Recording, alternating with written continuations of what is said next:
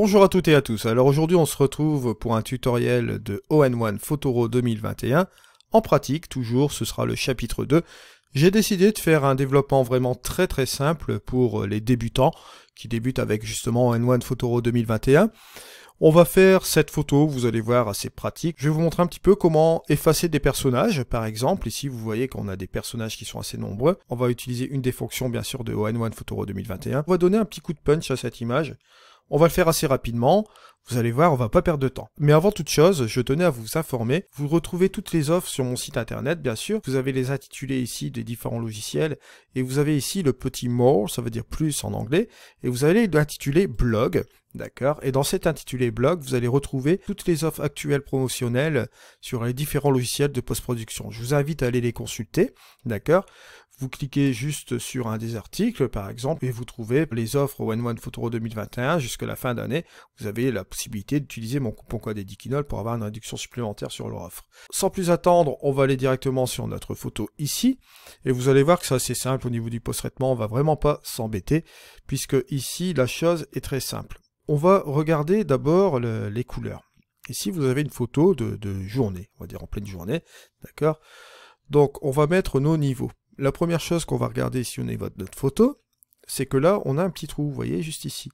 Donc, on va essayer de ramener cet histogramme là, d'accord, un petit peu plus par ici, pour que ce soit un peu plus contrasté. Parce que là, comme vous voyez ici, c'est un petit peu plat. Bon, bien qu'ici, au niveau du profil de la caméra, comme vous voyez ici, on a l'All-in-One standard, ce qu'il va falloir faire, c'est cliquer sur ce petit onglet, ça va être notre point de départ pour le développement, bien sûr. Vous avez plusieurs profils qui sont proposés juste ici, d'accord?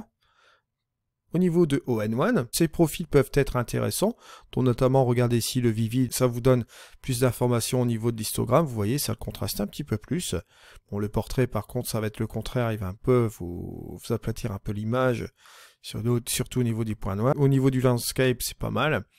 Et le standard, bon, on garde la chose que je vous ai montré tout à l'heure. Ensuite, vous avez la possibilité d'utiliser vos profils de caméra. Si vous avez la possibilité de le voir ici. Donc là, ici, j'ai tous mes profils de caméra. Bon, en l'occurrence, cette photo avait été tirée avec un Fuji. Mais là, pour bien faire, je vais utiliser le Vivid de All-in-One Photoro 2021. Et vous voyez que là, ça me donne déjà un résultat, bon, super intéressant.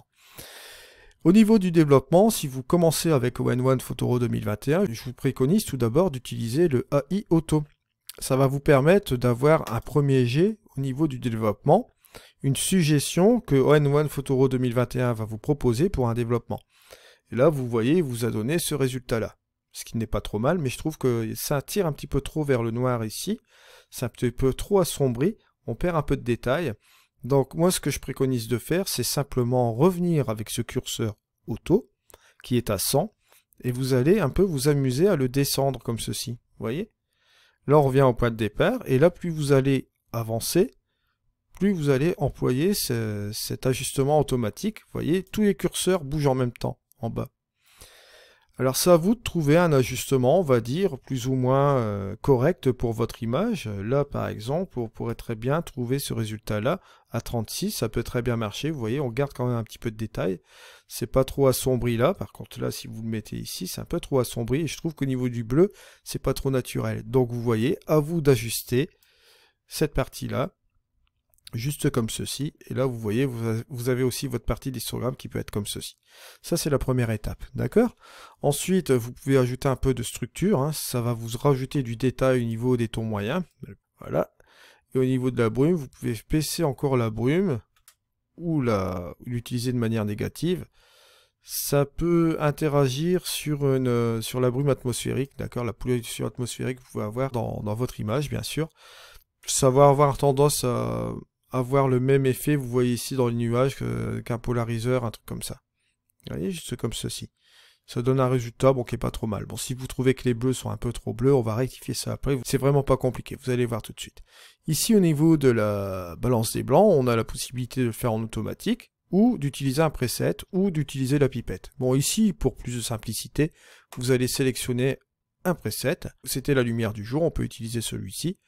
Ou le nuageux, vous voyez que là c'est un petit peu plus ensoleillé, ça c'est sympa aussi. La dominante bleue d'ailleurs part, parce que si vous regardez bien au niveau de votre histogramme, bon là c'est un petit peu fortement bleuté, d'accord?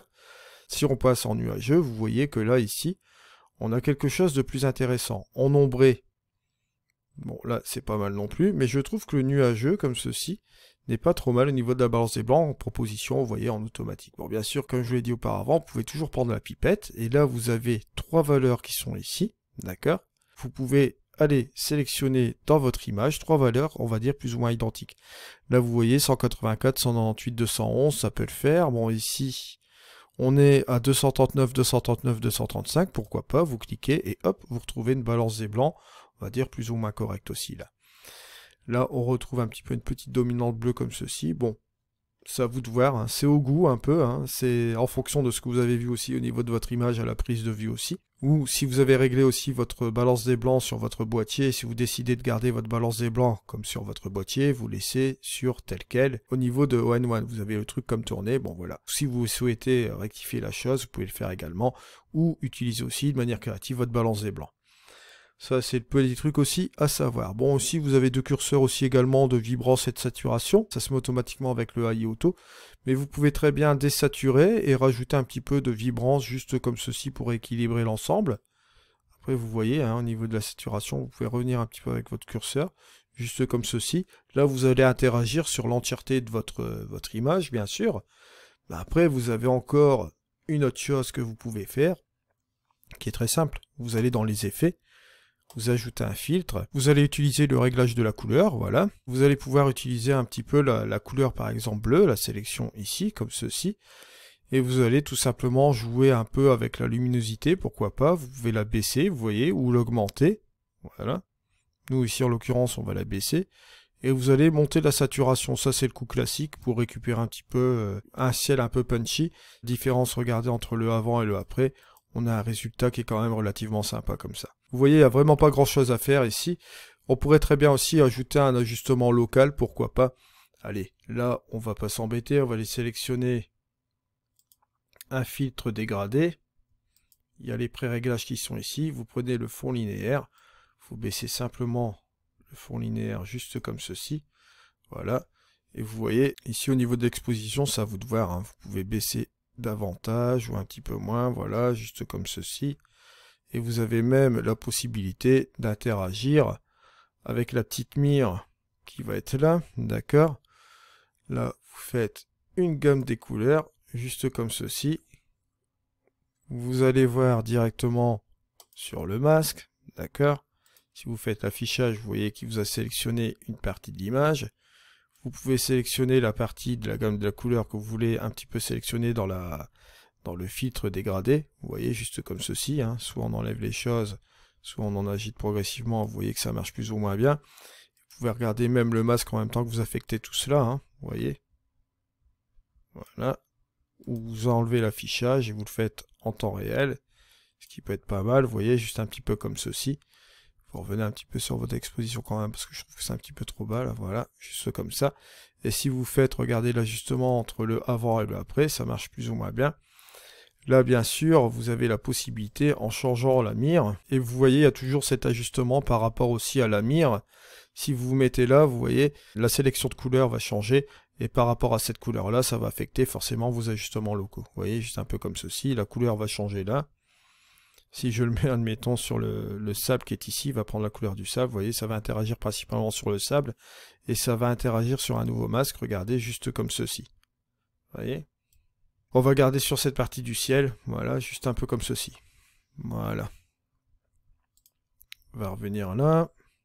Et là, on va utiliser la première fonction, vous voyez, avec l'effacement qui est ici.